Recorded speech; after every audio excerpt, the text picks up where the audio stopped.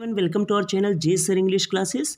और आज की इस वीडियो में हम लोग पढ़ेंगे टू डिफरेंट वर्ड्स के बारे में। आज का हमारा फर्स्ट वर्ड है each other and second word है वन अनदर। तो चलिए आगे देखते हैं।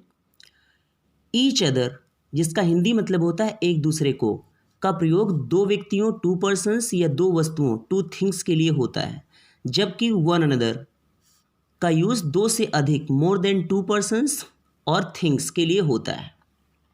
यहाँ पर हम एक बात समझते हैं कि each other and one another कि अगर हम हिंदी मीनिंग की बात करें तो हिंदी मीनिंग सेम होती है। इन दोनों शब्दों का हिंदी मतलब सेम होता है, जो कि क्या है, एक दूसरे को, लेकिन इनके यूजेस जो होते हैं वो अलग अलग होते हैं। ईच अदर का प्रयोग जो होता है वो टू पर्सन्स के बीच में होता है, मतलब दो व्यक्तियों के लिए होता है या दो वस्तुओं के लिए होता है, जबकि वन अनदर का यूज़ जो होता है वो मोर देन टू पर्सन्स के लिए होता है, मतलब दो लोगों से ज़्यादा के बीच में होता है। तो चलिए देखते हैं, एग्जाम्पल्स के थ्रू हम समझते हैं। आज का हमारा फर्स्ट एग्जाम्पल है जो कि ईच अदर के एग्जाम्पल्स हैं। तो चलिए देखते हैं, ये टू एग्जाम्पल्स में समझते हैं। Rahul and Gopal love each other. यहाँ पर Rahul and Gopal to persons की बात हो रही है, तो टू पर्सन्स के बीच में अगर कोई बात होती है तो वहाँ पर होता है ईच अदर का यूज। तो यहाँ Rahul and Gopal love each other, मतलब राहुल और गोपाल एक दूसरे को प्यार करते हैं। सेकेंड एग्जाम्पल देखते हैं। Kavita and Suresh never liked each other, मतलब कविता एंड सुरेश, यहाँ भी टू पर्सन्स की बात हो रही है। तो जब टू पर्सन्स के बीच में बात हो रही है तो यहाँ पर ईच अदर का यूज़ हो रहा है। अब हम नेक्स्ट 3 और 4 जो एग्जाम्पल्स हैं हमारे, इनमें हम वन अनदर का यूज़ देखते हैं।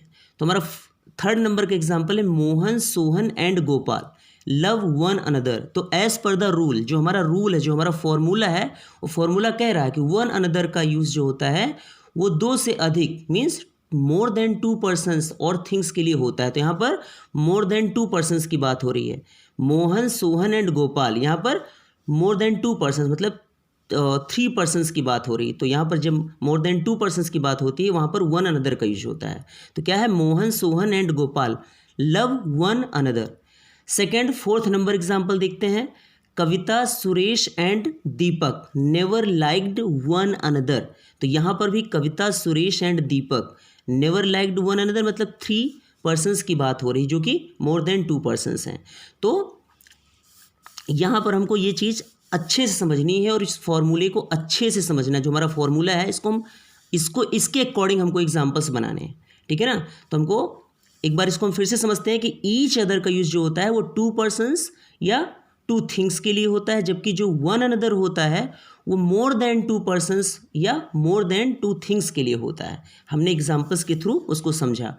होप गाइस कि आपको ये टॉपिक अच्छे से समझ में आ गया होगा।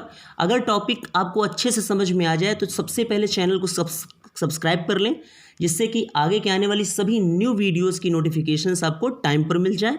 ज़्यादा से ज़्यादा वीडियो को लाइक करें, शेयर करें अपने फ्रेंड्स के साथ, अपने सभी जानने वालों के साथ। Okay guys, take care, now will meet you in next video.